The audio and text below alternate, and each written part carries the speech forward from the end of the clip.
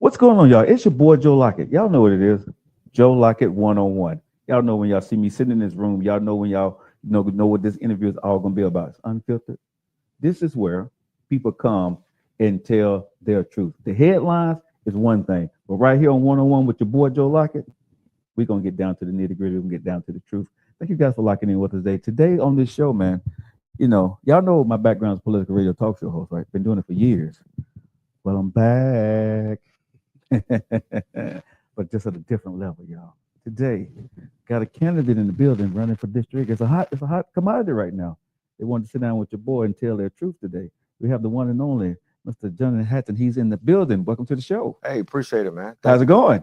It's great. It's going great. Man, I see you got your green and blue on over there, man, looking all good. Okay. Coordination. Okay, man. coordinate. How life been treating you, man?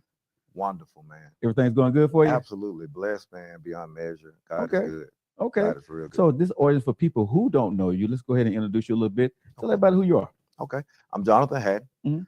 I'm a proud product of Birmingham City Schools. I Mhm. finished Angela High School in '96. Went on there. I went to Jacksonville. I pledged. Came back home. My father got Pledge ill. what? Pledge Kappa, man. Oh, okay. I'm a Kappa man. Okay. You're a Kappa. You ain't no Q or Alpha. No, Okay. man. There's only one way. Okay. Only one way. Here we go. I pledged in '97, came Mhm. back home, finished Miles in '03 with a BA in political science. Mhm. Went on from there. I Mhm. worked in the social work aspect for a little while. Then I went to state. I went and got my certification for teaching. Mhm. That was '07. Come back, still not, because I love learning. So Right. I go back Mhm. and I started in 10. I started at West Alabama. Mhm. I finished West Alabama with dual majors, Right. dual degree. So the degree is Master of Art in Teaching, Social Science, but then I added psychology, counseling, and testing to that Mhm. because I've been interested with that. Okay. Went into the field for about 7 years. I worked for a mental health agency out in Irondale. Okay. And there, I got the call to preach while I was there. So I've been pastoring since 2014. Okay. So that make about 10 years now. Okay. My first pastorate was a little bit out there. It was in Bessemer on the McCullough lines. Lovely Okay. people. Awesome. But I learned a lot while I was there. Mhm. Come here. I've been in Birmingham now 2.5 years, be 3 in September. What most people know about John, about Jay Lee, as most of my friends call me, or Jay Hat, Okay. they know that I'm a servant. Everything I do, all my jobs have been servant based. And I'm purposeful. I'm very intentional. And the things that I do it with 150 speed. If I Mhm. can't do it 150, I don't go. And that's just the way I'm wired. So I love people, man. I love talking to people. I did counseling for a little while on the side. I just love helping people, man. And that's just who I am. You know, I've sat in front of a lot of politicians, and now you're a pastor, but you're a politician now because you're Yeah. running for office on city council. And number one, congratulations on the move. Thank you, man. Thank you, brother. But you're sitting down in front of me now. That's cool. I'm a tough cat cookie when it comes to this stuff, man. Okay. Because I want to speak for the people, right? Because we want to ask you some questions, right? That's good. Let's do it. Because in this environment that we're in, everybody lies. You know what I'm saying? Everybody says this stuff on the campaign trail. Yeah. It sounds good. Yeah. Right? You got your nice little stump speech ready for me. You know what I'm saying? You got the things that you want to say that you have to say on the campaign trail. That's fine. But you say that you for us. This is city council. This is local. Yeah. Right? I got to ask you, Jay Hat, Jay Love, how we know we can trust you? That's a good question. I believe trust is based on a person's credibility Mhm. and their history. When if you go and meet anybody and say, "What you know about that guy?" He's been the same way. I don't change. Mhm. What I mean, what I say, and I do what I'm gonna say. If I can't do it, I don't go. I think trust is earned. And so when you say earn, what do you mean by that? I think what people have to do is they have to value what I'm saying and then measure it on what I do. Okay. Right? Mhm. 2 churches, and both of those churches without pastors. When I come in, I stabilize the ship. Right? That's been my mantra for the last 10 years. I've been the stabilizer. My students, I build trust because I'm a relationship guy. When people come to me, and a lot of my family, friends, I hold what you say to me to a high degree. If you say it to me, you ain't hearing it out in the street. People love that about me. So I value what you say to me, Mhm. and then you won't hear it out. And I think that's one of my highest ingredients of success. The fact that people trust me with their dark, deep secrets. You got to build trust in a real way. And too many times people say things and they can't do it. I'm not that dude, so I'm not gonna say it if I can't do it. You know, running for District 8, that's over in the Inslee area, if I'm not Mm. mistaken. Okay, so city council, that's where you make decisions, Right. right? Tell me a little bit about the decision that city council will be making for the area. Well, what kind of decision does city council do for that Inslee area? I'm glad you brought that up. So I did mention this in the bio, but I teach at Ramsey, Okay. right? I teach AP government and politics, have for the last 7-8 years. So I've been teaching government since '05. I've been teaching the students on national, state, and local politics, how policy operates and how it's formulated. Mhm. I've been teaching the students about the power of civic participation and the importance of voter engagement Mhm. and the vote. What I notice is, as I'm teaching the local aspect, and as we're combing through the mayor council act, a lot of the things that people say, I laugh and chuckle sometimes because you don't have the power to do that. The mayor council act that was changed in 2016 changed the entire game. It prohibits or it restricted the councilor's power greatly. As a councilor, you are an advocator, you're a legislator, you can make appointments, and you also have the power to approve the budget. But then I think the most important power that the council has outside of the budget is their investigative powers. Those are the things that the council. So at the end of the day, it's not my job solely to bring jobs. Mhm. A lot of that falls with the mayor's office. It's not my job solely to bring businesses to the community because a Mhm. lot of that falls on the mayor. But advocating for my district, for example, 5 Points West area. Okay. We used to have a very good Winn-Dixie there, Mhm. right? Winn-Dixie leaves. For a long time, it sat stagnant. Then we were promised a grocery store. That grocery store failed. In comes another grocery store. But that's not excellence. People don't even want to go in there, right? As a counselor, what can I do? Well, we can cite, but after that, there's no power there. The real power lies with the people, always have and always will be. And getting the people to understand their power is one of the goals that I'm running. I want to educate the people on, help them to understand their power, because their power is a lot greater than mine. So I just want to be an extension of the people I represent.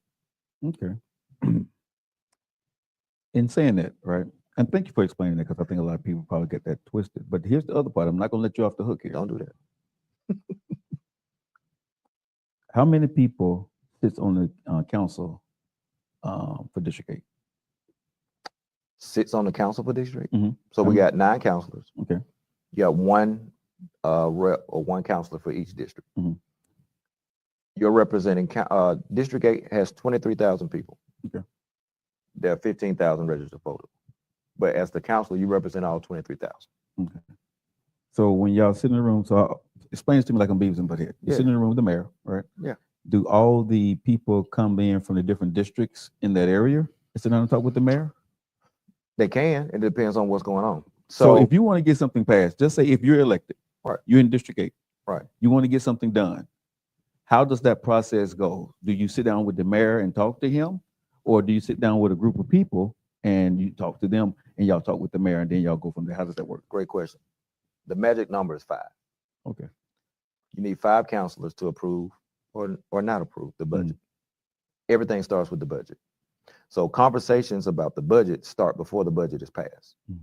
What you have to do is, and what I want to do, part of my platforms, I want to get with the community leaders. There are 12 neighborhoods.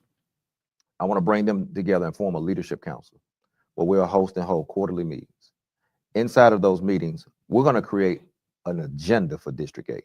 See, a lot of people don't understand. I am not the end all be all. You hire me with your vote. So I literally work for you. That's how it goes. So in working for you, you have the job description.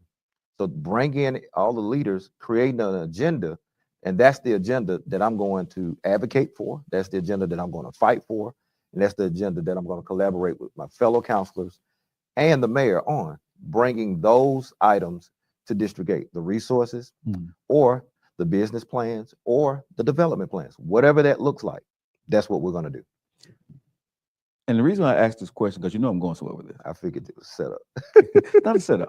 I want people to understand the process, you Right. know, because a lot of times you get blamed for stuff, and politicians get blamed for stuff that they had no power in, but they promised that they could do it. Okay. Exactly. So I want people to understand, as we're doing this sit down one-on-one, to understand what they're getting with you and their vote. What's your limit of your power?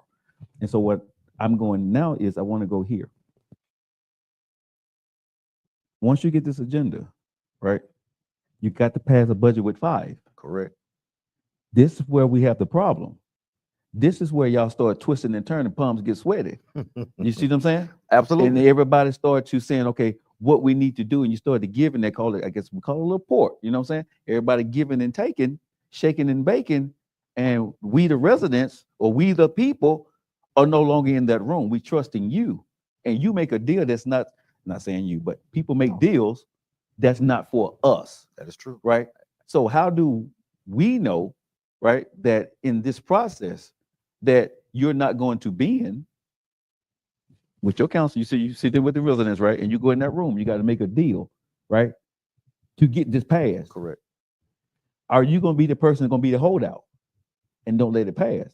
Just asking that question, because this is usually what happens, right?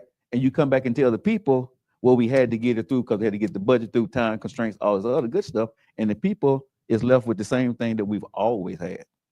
Yeah. And that's unfortunate for us as a district, right? Mhm. Especially District 8 and 9. Mhm. But I'm running for 8.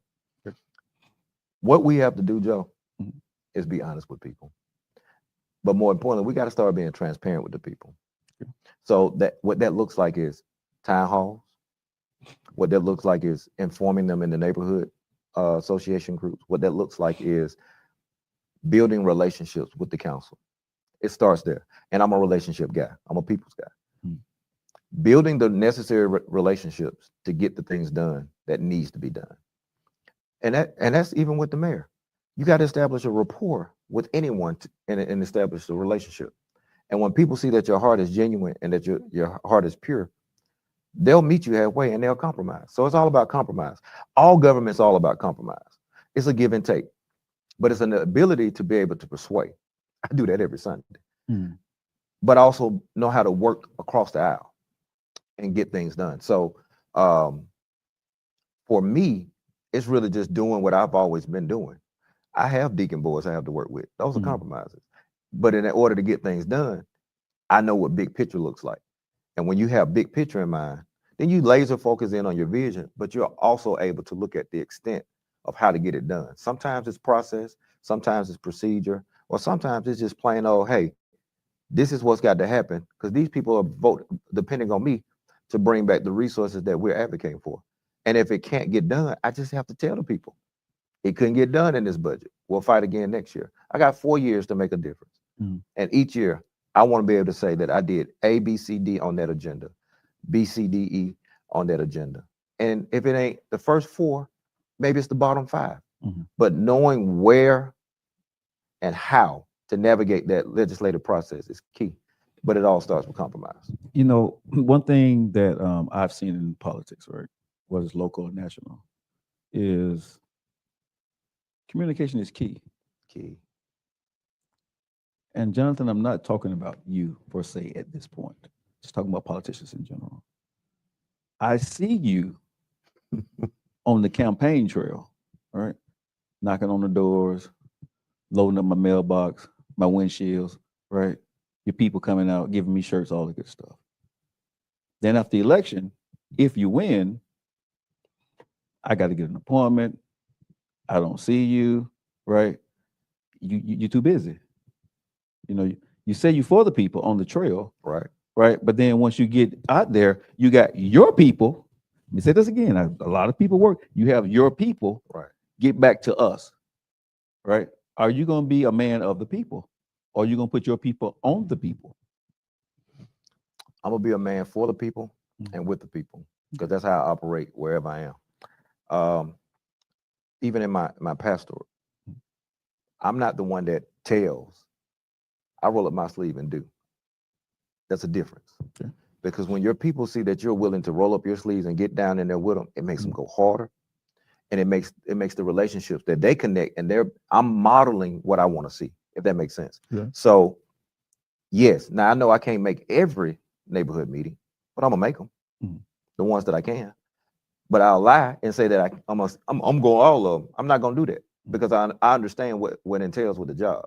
There's A's and priorities, but at the same time, the people that will work for me will be just like me, and that's key because you're only as good as your good help.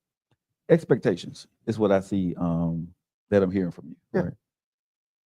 Don't hype me up here, as Gorilla would say, right? Or Glorilla. Hype me up, right? Don't hype me up. And then once you get to the point of now the hype is over with, you disappear, right? And so I think that's a lot of things that happen with politicians, right? And that's why this one-on-one is important.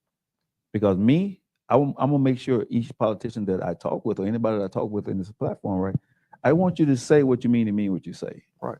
You know what I mean? Because it's so me as a citizen here, and like I said, Inslee is my area. I want somebody there, you know what I mean? Friends is friends, but then there's business at the end of the day, right? And so I think a lot of people watching this show, it goes back to, okay, am I going to put my friend in there, or am I going to put somebody in there who's going to actually do the work and get the business done? Absolutely. You know what I mean? Because mostly everybody in Inslee knows everybody. That is true. So we all friends. So, the people that's running against you or people running with you, I know majority of all of y'all. Y'all are all my friends. But then at the end of the day, I can only vote for one person, right? And so I think, when we're sitting here and I'm talking with you, I hear everything you're saying. But I want to go here a little bit further, Johnathan. Push. You got a platform, right? I do. I want you to tell me or tell us, what do you plan to do if you're elected for City Council District 8? Thank you for giving me that opportunity. Number one, the very first thing that I need to do and will do is seek and hire great help. My office will be developed strategically. The second thing that we're going to do from that office is we're going to develop an expectation, a level and a standard of excellence. And we start that with accountability and transparency. Now, let me dig for a second. Transparency, because you hear that word so much and everybody uses it. Everybody says it sounds real good, but look at the definition of transparency. And the key or the crux of that definition is proactive information, meaning I tell you beforehand, before the problem comes up. If you ask me the question, that's honesty. We're going to be transparent. How will we be transparent? Weekly, monthly, quarterly, keeping you informed about the information and the Even legislation. when it's bad or good. Make you look bad? The bad, you need bad. See, one of the things about me is I'm a thinker. So I weigh out everything. Bad makes good, and good makes bad, because you learn from the bad on how to make it good. There's no one that is successful that didn't fail. You learn to be successful by your failures. And so the office will be an extension of me in the sense that we're going to make sure that you hear from us, that we're there and we're visible, and that we're responsible and resourceful. We will answer the phone. We will call you back. It may not be what you want to hear. And I think I need to tell the people that, like, I can't fix it all, nor do I have all the answers. I can search, and we got teams. But at the end of the day, if there's something that the government can't do, you still deserve to hear that feedback and that call back, or the email back. You deserve that as a human. You deserve to get a response. Number 3, which is key to the second part, grabbing the 12 neighborhoods, bringing them to sit down at the table. Let's collectively, strategically create a strategic plan to come up with an agenda. What does that agenda entail? Taking all of the needs from the community, prioritizing those needs, and making sure that we implement what's needed. Now, how do you do that? With equity? Because see, not equality, but equity. Lottery system, incentives, whatever that case may be, whatever that looks like, but it will be fair and equitable. So at the end of the day, everybody will get touched with something. With the $100,000 over 4 years, that's $400,000. Everybody gonna eat off that 400,000 because it's the people's money. It's taxpayer dollars. And so spreading that out with a vision and a plan to make sure that we maximize those dollars and not just pumping them into parties and picnics. See, we've done that for a while, but look at our community. It's not right. So we gotta get that shored up. Fourthly, we're gonna make sure that we clean up D8. That's right, we're gonna clean D8 up. As I'm talking to business owners, as I'm talking to potential developers and investors, the very first thing they say is, man, the blight is serious. It's dirty. And it's going to run our businesses. So a lot of people watching the show, Yeah. let's kind of pause here a minute because I Let's know do people saying, what's D8? Okay. District 8 is Bush Hills, Bellevue, College Hills, Graymont, Rising West Princeton, Central Park, Ansley Highlands, Fairview, and then you come on down to the other side, you got Thomas, which is right over the viaduct from Arkadelphia, Tuxedo Heights, which is on the back end of Thomas. You come on down, you got Tuxedo Court, and then you got parts of Ansley. That creates the whole D8. It's a very large district. It goes all the way down to almost Fairfield. As a matter of fact, there are 3 streets in Fairfield that are in District 8. Don't ask me how that goes, but and we come all the way back down 3rd Avenue, all that Bynesville connecting to that, and then you come all the way back down 3rd Avenue and back up towards Arkadelphia. That's District 8. So I want to dig into what you were just talking about before you go a little bit further. Okay. When you say cleanup, Yes, sir. what that look like? Okay. So we're gonna do it quarterly. Okay. And I'm gonna start with the guys. We're gonna have men talk. We're gonna roll up our sleeves and we're gonna get this done. Because what I've realized, I've watched for the last 20 years, living in the district, I've literally watched Woodlawn do a U-turn. Not a 360, but a 180. So I've studied. How did Woodlawn make Woodlawn great again? I hate to use that in these current terms, but it is. It's thriving. Right. They created the Woodlawn Foundation. The Woodlawn Foundation partnered with other entities, brought them under that umbrella.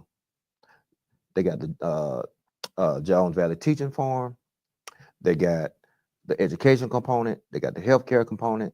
They got the job development component. They got the early childhood. I mean, not early childhood, but early college going. They created their own community that they wanted to see. They started with housing, which brought in investors. But the very first thing they did was they cleaned it up. And so we're going to clean up because you can't keep your house clean one time. We're going to have to do this continuously. We're going to have to be good neighbors to our neighbors. Yes, you might have to cut a lot that don't belong to you, but it's going to increase your property value and it's going to enhance the property value of the entire block, street, and community, right? Once we do that, now we become attractive for businesses. We become attractive for more investors and for the corporations that will pour money into that 501c3 that we create. Question: how do you plan on, if you're elected by the people, how are you planning on reaching the people after election day? Very first thing we're going to do, we're going to go to each community. We're going to hold town halls. So I want the people to have their own input into that. Because what I'm understanding and seeing as I'm going and canvassing, everybody don't attend the neighborhood associations, but they'll attend the town halls more so than they would a neighborhood association. And I don't know if it's a timing issue or the availability issue, but whatever that is, we'll host those on Saturdays and give people more opportunities to get there. Once we do that, then the people will get a chance to speak their mind. Because a lot of times people just want to be heard or at least get a chance to express themselves. But we take all that collective information in, we use the data, and then we prioritize how we're going to move and navigate. But once we hit all 12 neighborhoods, then the neighborhood presidents, who are the leaders of each one of those neighborhoods, we're going to come together, and that's when we'll begin the strategic thinking. Okay. It's going to take innovation because we have a lot of issues in D8. Yes. And to shore some of that up, we're going to need a detailed 5-year strategic plan just to even break ground. It's going to take more than one term. It's going to take several terms, to be honest with you, probably 3 or 4 to even break even. Mhm. But after 4 years, did he do what he said he was going to do? Does it look better? Is the streets cleaner? Is the neighborhoods in a better shape than I left it? Are we investing in the schools that we can? Are we bringing in the business community to see what they need, which is a part of that leadership council? Right now, we don't have a business alliance. Well, there's two, but there's no unity. So one of the things I want to do is I want to unify DA. That's why I'm even strategic, Joe, on even my logo. Mhm. If you look at my logo, which is different from anybody else's, there are 12 stars. And each one of those stars represents a neighborhood. Okay. I'm intentional about bringing this thing together. So, as I'm listening to you, here's what I hear the problem going to be. Okay. For me personally. Yeah. We as Black people are crabs in a barrel. I'm just call it for what it is. The people know It me, is. right? I'm just being honest. And it's tough to get people to do something when you're crabs in a barrel. It is. And this is the problem I see any politician having, not just you. Crabs in the barrel in the political realm, because nobody wants to see somebody outdo them in their district. And then we're crabs in the barrel in our residential neighborhood, right? And where I see other people thrive at, even though they're crabs in the barrel, they get greedy when it's time to make it look good and do what they got to go do. The crabs in the barrel may come behind closed doors or talking about somebody, but they get it done. I think the sweet sauce for any politician, right, is how do you get it done going in knowing that you have that type of mentality, because you have it, right? But this has to trickle down, right? And it starts with you. Absolutely. So with me asking, when we talking about this, how do you plan to do that part of it? For me, Mhm. it's what I've been doing with the kids, what I've Okay. been doing with seniors for the last 13, 14 years. Mhm. Everything starts with education. Okay. Educating them on policy, educating them on property value, educating them on the mental health component, educating them on how businesses will come. The education piece is the first thing we have to do. The people have to be informed. Informed people become happy people. Once they become educated, we can move to empowerment. Then you can get into engagement. But a lot of times, Joe, you know this, people don't care how much you know till they know how much you care. Right. I'm gonna love the people. I'm gonna listen to the people. And then you earn the ability to lead the people. Leadership is earned.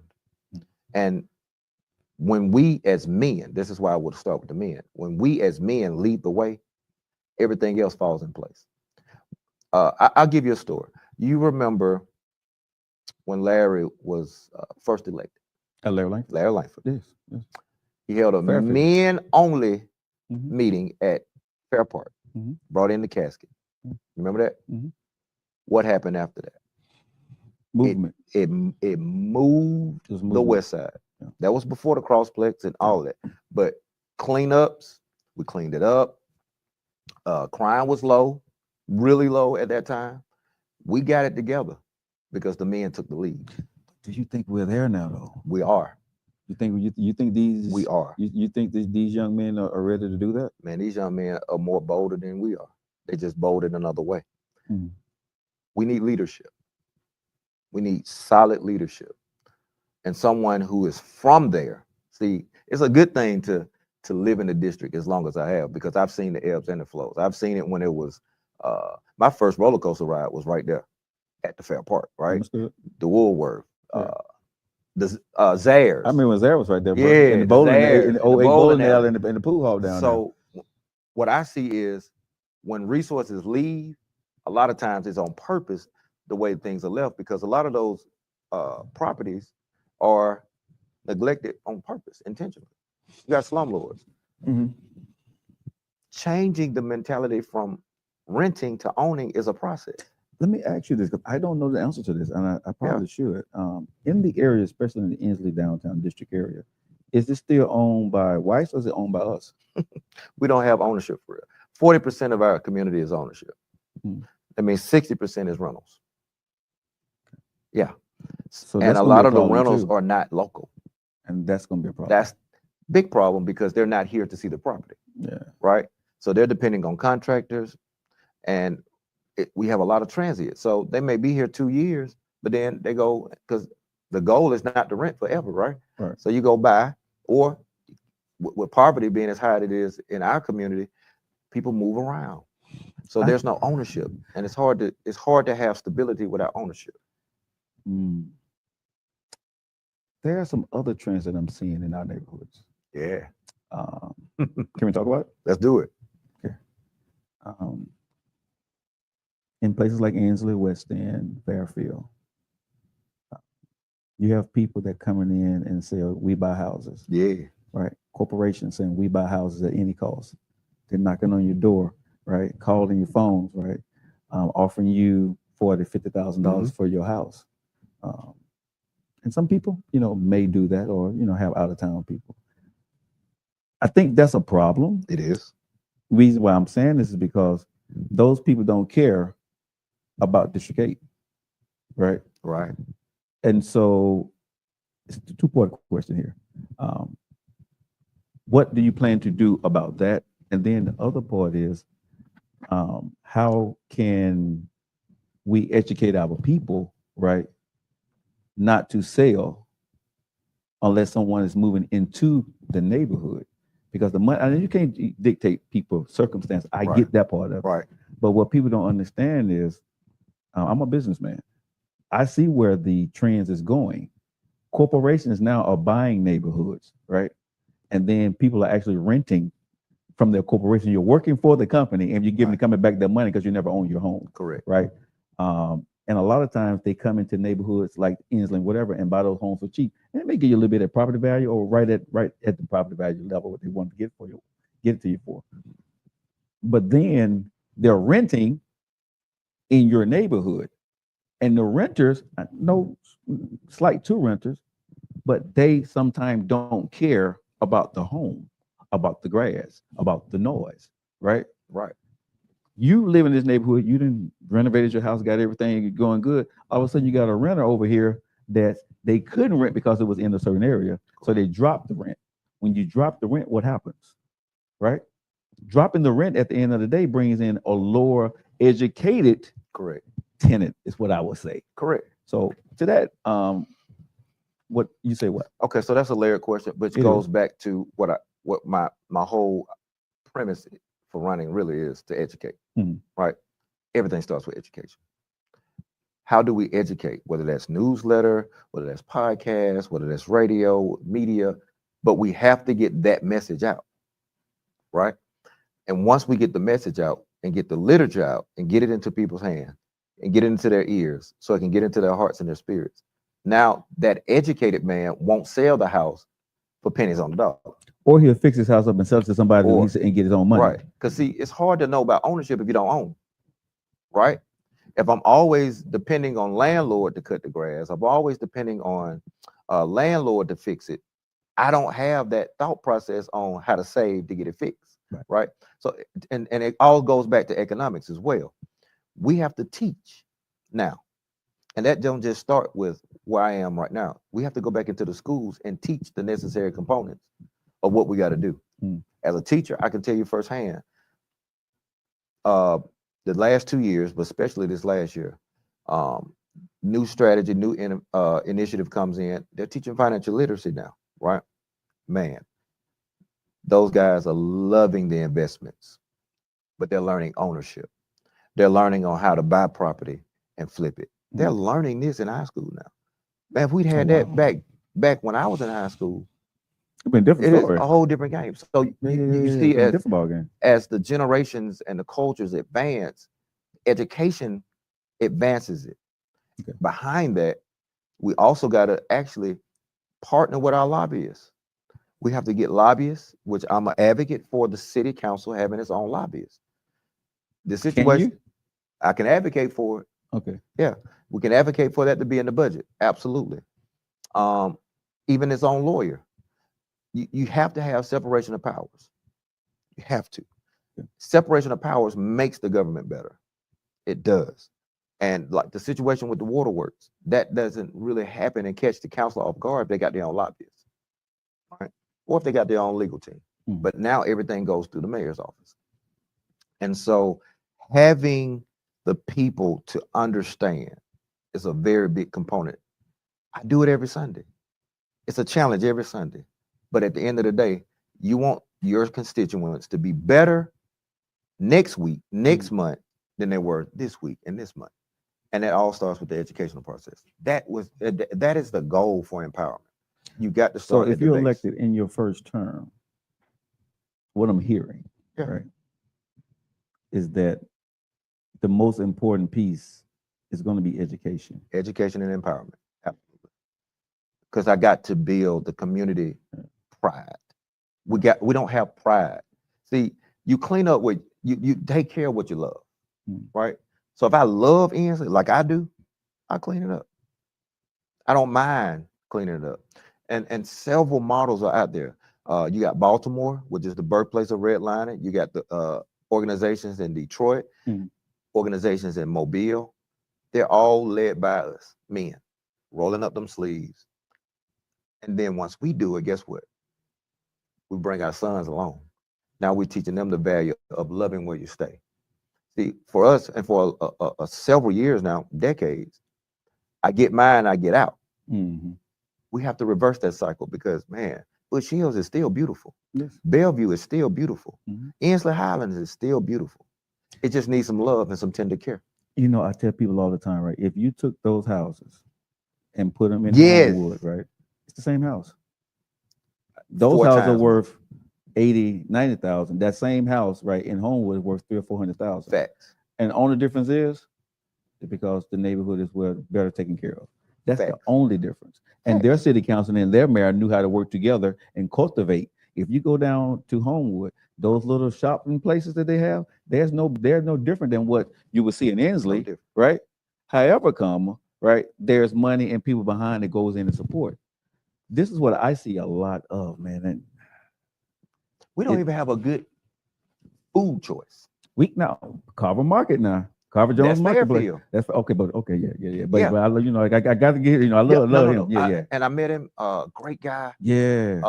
Hopefully he'll expand his market a little bit. Here soon. But that is Fairfield, yeah. But that's the closest we got. Like our people deserve healthy food choices. Yes. Right.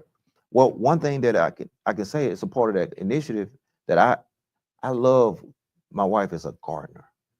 And I've seen how easy it is, but I've seen the work that it takes. Those are jobs right there. And there are grants readily available to start some high tunnels. As a matter of fact, Bush Hills has one. But we can duplicate that model throughout the district. Now, the people, especially our seniors who love flowers and gardening, they do. It gives them something to do and keeps their minds sharp and active. But then we got food choices now. We can grow our own tomatoes. We can grow our own cucumbers and squash and the things we can. I've seen this done. I love it. From there. Yeah. I understand it's because I talk mental health. What they also don't have is somewhat with the expertise that I have. I've worked with bipolar 1 and 2. I've worked with depression. I've worked with schizophrenia. I've worked with schizoaffective. I've worked with them on my caseload when I worked in Irondale. But I've also seen how they were taken advantage of. And I've also seen these are the people that are sometimes on the corner. It's not all addictions, Joe. A lot of those people stay in illegal boarding homes. These boarding homes are really land sharks. They almost rental sharks. They get about $800 on a given month. They don't fix income. You're charging them $650, $675. You're supposed to register with the Jefferson County Health Department because you're supposed to be set up like a restaurant almost. 3 meals a day, making sure adequate living space, but they charge you $675. If I charge you $650, you make $800. You got $150 to live for the month. What you gonna do? Not much. Where you gonna go? Not many places. All right. So here's where policy comes in. Federal policy, they can't make any money because they're on disability. So if they're gonna make money on a legal job, their benefits are gonna be cut off, right? They can't keep a job because of their mental capacity. So what do? I turn to what I know. But if we create centers and avenues, they can work. some of them can work, even if it's volunteering, and earn the extra food, earn the things that they need. Because a lot of them, they depend on EBT, which is about to be cut. So policy is going to affect them even more because Medicaid is cut as well. So, what you saying that, Jay? Yeah. I love it. How long is that going to take? Actually, the city has already invested in mental health greatly. Increased its funding this year in the budget of 590 plus. But having someone on the council that knows the good therapists, knows the good centers, that actually has the expertise, we don't have that, and we haven't had it. But you got it now. You have a fresh choice and a fresh face to bring that aspect, because that is the people that are walking around. You see them as you're driving around. They looking like zombies. They zoned out, or even experiencing some psychosis. You remember the guy that used to ride down Avenue W with the steering wheel? Former client. Wow. Former client. So, and it's hundreds of them. We also have another issue in our area. So with the boarding homes, we also have a lot of halfway houses. And the problem with that is, after they transition from where they are and they get into the halfway house and they complete the program, Then what? there's a gap. That's why they turn back to, now they're going to be squatters because they don't have anywhere to go. A lot of them don't have IDs, they can't vote. It's a whole list of issues that they have. So they stay where they are because they're comfortable now. And some of the issues, prostitution comes along with that. Of course, drugs, because some of them relapse, because what we have to shore up that society, and that all falls under mental health. As a matter of fact, murder itself, homicides, falls under mental health. Everything starts with the mind. Man, I'm listening to you talk about the things that need to be done in District 8, right? That's a lot. It is. That's you ready for that? I'm born ready. I didn't just start leading. I watched my father. My father and his friends, they started a group, Men of Distinction. And I don't know how long you've been in the area, but every year they would host the Easter egg hunt at Willie Mays Park. Because I'm originally from Fairfield. Okay. But they were also, man, I've seen my dad get up, they pay bills, they would take care of the neighbors, the seniors, they had senior When we cared about visibility. each other. Bingo, right? When the neighborhood had neighbor, we don't have neighborhood anymore because neighbor is missing. We don't know each other. Right. So we don't like each other, we don't love each other. That's why we can hurt each other. And so, but I watched how my dad served. I watched how those guys did it. Everything about my life has been leadership. I wanted to play receiver. Coach said, you're going to be quarterback. I wanted to just go to work, which is how I started. But I worked and grind while I wasn't going to high school. Like, I gets it done. I know, and I'm not going to stop till I get it done. So it's going to take some time. It's going to take a lot of time. But that's why I said strategic thinking, strategic planning is going to be key, because you can't do it all in one term. You can't. It's going to take several terms. But it's kind of like going back to Larry. Are you willing to leave the playbook though? Because absolutely, because it ain't again. That's why it's District 8 agenda. It ain't about me. Sure. I'm not in it for political gain. I'm not in it for the fanfare. I'm not your typical everyday politician. I'm just a brother that loves people and that's tired of what I see. I'm tired of the homicides. I'm tired of 40% of the homicides in my district. Right? I'm tired of that. That young man that got killed last year on my block was the first time since 2008, since I've lived there, that something that tragic happened. And hearing my wife's voice, hearing my neighbor's voice, walk down the street and just blow his brains out. Like, if that don't lead you to change, then you don't care. And so instead of complain about it, that's not me. I roll up my sleeves, I raised my hand, and I told God, here I am. Send me. I want to ask you this off of politics for a second. Who's your team? My team? Yeah, not political team. On your worst days, right? Yeah. Who got Jay? Who's gonna hold you down? My wife, my best friend, My strategist was also a really, really good friend. My deacons are great guys. And then I got a therapist. The work that I do, man, you have to be able to unpack. And I struggled with this. And what a lot of people don't know, I went into depression at 17, man. It took me like 2-3 years to get out of that thing. Mm. Because after funerals, and I'm new to the pastorate, just deep, it just you feel isolated as a pastor anyway. And I was down in there. And at that time I realized the importance of self-care. So I take pauses, I take breaks, I take mental health breaks. Every teacher will tell you, they laugh at me, Jay. COVID really taught me a lot. Okay. Right? Every month, I take me a mental health day. Okay. And what I noticed is, once I tell people, they're like, why you take off so much? I said, see, y'all trying to save days. Take them. I ain't promised to live them. Right. To get them at the end. I'm gonna enjoy life. Because when I lost my uncle, who was my mentor, he was a pastor, he was my guy, he was about to retire.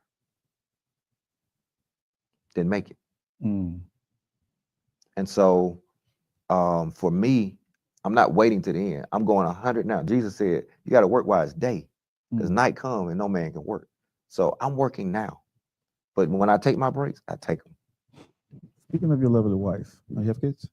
I have a son. His name's Jace. He's 21. Okay. Yeah. How do you feel about your daddy run and the husband running for, because you're the pastor, right? Yeah. She had to endure that. Yeah. Right. You teaching, she had to endure that. Yeah. And now you, Jay, you came from the run for city council. Yeah. That was a conversation. That was a whole conversation.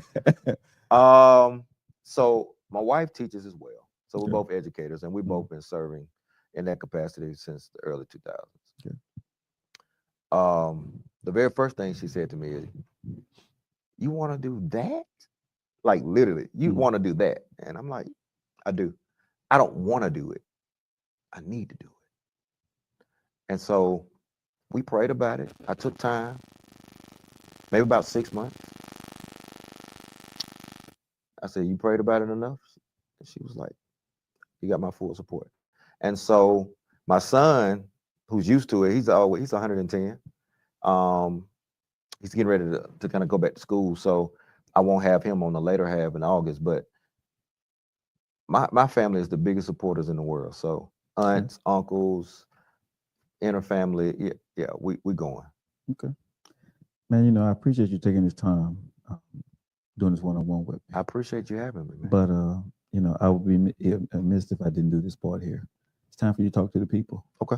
All right. I want you to tell them why they should vote for Jay, District 8, on the day of voting. Okay. Again, thanks for this opportunity. Yes, sir. D8, we've been neglected. Our communities can do better. You deserve better. And we're going to get it done together. Vote for me August 26th. Johnathan Lee Hatten, a fresh face for a fresh start. Fresh face, but the fresh start is more important because it's time for new beginnings. It's time for new opportunities. Aren't you tired of just the same old same? You get the same campaign speeches and spiels and promises, and at the end of 4 years, nothing has changed. I won't make promises that I can't keep, particularly because the Mayor Council Act prevents a lot of that from happening. But what I will offer you is fresh perspectives, strategic thinking, collaborative partnerships, and a plan that can be done. Number one, the very first thing I want to do is create a District 8 initiative. That is an agenda where I bring a leadership council together, all 12 neighborhood presidents coming to the table with our business sector, collaborating, innovative thinking, and strategically coming up with that agenda so that we can put a plan in place that we can execute to create the community we want to see. Number two, I want to invest in mental health. I want to invest in real mental health partnerships where we're in the schools, we're at the jobs, and we're in the community. Number three, which is most importantly, we're going to have neighborhood cleanups. We're going to clean up on a quarterly basis. One block at a time, one street at a time, one community at a time. We're going to create the community we want to see and not wait on the government to come save us. We're going to create that ourselves. Number 4, which I think is the most important, and that is when you vote for Johnathan Lee Hatten, you're voting for a person of integrity, transparency, who will love you, who will listen to you, but most importantly, from my experience, I know how to lead you. Vote me August 26th, and let's create the District 8 we want to see. Appreciate you, man. Thank you, Doc. That's a good one. All right, y'all. Good luck to Johnathan out there on the campaign trail, man. Y'all look him up. He told you where you can find him. This is your boy Joe Lockett, One on One. When you want the truth, you want it unfiltered. Y'all know where to come to. Thank y'all. See you next time.